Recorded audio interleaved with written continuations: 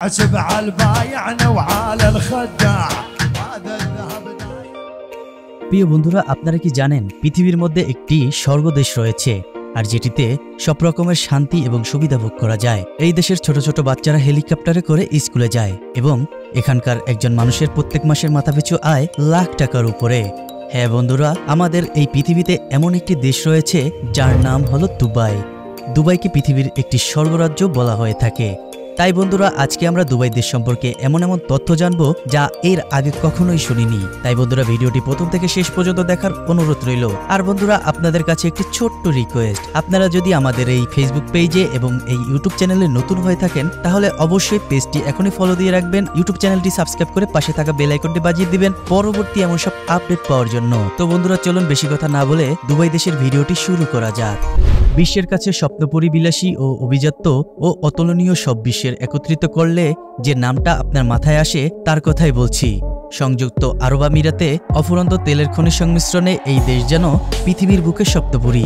আজ আপনাদের জানাবো আরব আমিরাতে দুবাই সম্পর্কে কিছু অজানা তথ্য যা আর পৃথিবীতেও কোথাও খুঁজে পাবেন না। সোনার ব্লিডিং মেশিন। পৃথিবীতে নানান সময় বহু অদ্ভুত আবিষ্কার হয়েছে, কিন্তু সবাইকে পিছনে ফেলে বিশ্বকে তাক লাগিয়ে দিয়েছে দুবাই। অন্য শহরে টাকা তোলার বুথ থাকলেও দুবাইতে আছে সোনা তোলার মেশিন, আর এটিকে নাম দেওয়া হয়েছে গোল্ড বিল্ডিং। নগদ টাকার বিনিময়ে আপনি ওই মেশিন থেকে 24 ক্যারেটে খাঁটি সোনা সহজেই কিনে নিতে পারবেন। বিশ্ববাজারে সোনার দাম ওঠানামার কারণে প্রতি 10 মিনিট পর পর মেশিনের মূল্য আপডেট করার সফটওয়্যার বসানো থাকে।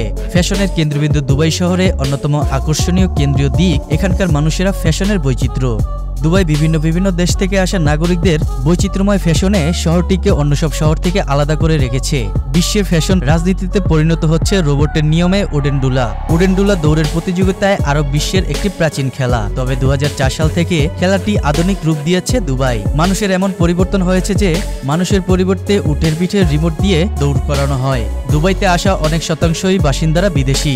দুবাই শহরে পৃথিবীর বিভিন্ন দেশ থেকে আসা মানুষের সংখ্যা এতটাই বেশি যে শতকরা 83%। আর অবাক হলেও সত্য, দুবাই মাত্র 17 ভাগ আমিরাতের নাগরিক বাস করে। 83 ভাগ বিদেশি নাগরিকদের বেশিরভাগ বাংলাদেশি। আরও অন্যান্য রয়েছে পাকিস্তান ও ভারত। দুবাইতে প্রায় 120 ডিগ্রি ফরেনহাইট তাপমাত্রা থাকে। দুবাই একটি মরুভূমির শহর, তার সঙ্গে বালুর ঝড় দুবাইতে রয়েছে একটি স্বাভাবিক ঘটনা। দুবাই পৃথিবীর এমন একটি দেশ যেখানে ঋণ নিলে বা কোনো জায়গায় বাকি পরিশোধ না করতে পারলে আপনার জেল জরিমানা পর্যন্ত হয়ে যেতে পারে। মুসলিমদের মদ পান করা একেবারেই নিষেধ এখানে। আরব আমিরাতে দুবাই শহরের মুসলিমদের জন্য মদ পান করা একেবারেই নিষিদ্ধ, তবে দুবাইয়ের অমুসলিমদের জন্য এই আইন প্রযোজ্য নয়। এই মুহূর্তে পৃথিবীর সবচেয়ে উঁচু বিল্ডিং হচ্ছে দুবাইতে, আর এটির নাম আমরা সবাই জানি, যার নাম হলো বুর্জ খলিফা। দুবাই শহরকে বিশ্বের সামনে আলাদা করে পরিচয় করিয়ে দিয়েছে এই বুর্জ খলিফা। এখানে সচরাচর তারকাদের মিলন মেলা দুবাই শহরের হারমোনিয়াস, হলিউড কিংবা বলিউডের তারকাদের দেখতে পাবেন। তবে বন্ধুরা, দুবাই দেশে এমন তারকারা আসে যারা দুবাইকে বেছে নিয়েছে তাদের মিলন মেলা করার জন্য। কিছুদিন আগে মার্কিন মডেল এবং অভিনেত্রী কিম দাইনাসকে দুবাইতে রাতে যেতে দেখা গেছে। তো বন্ধুরা, দুবাই দেশ সম্পর্কে ভিডিওটি আজকে আপনাদের কেমন লাগলো অবশ্যই কমেন্টের মাধ্যমে আপনার গুরুত্বপূর্ণ মতামতটি জানিয়ে দিবেন। তো বন্ধুরা, আজকের মতন বিদায় নিচ্ছি, দেখা হবে কোনো নতুন ভিডিওতে। সেই পর্যন্ত সবাই অনেক ভালো থাকবেন, সুস্থ থাকবেন, ধন্যবাদ।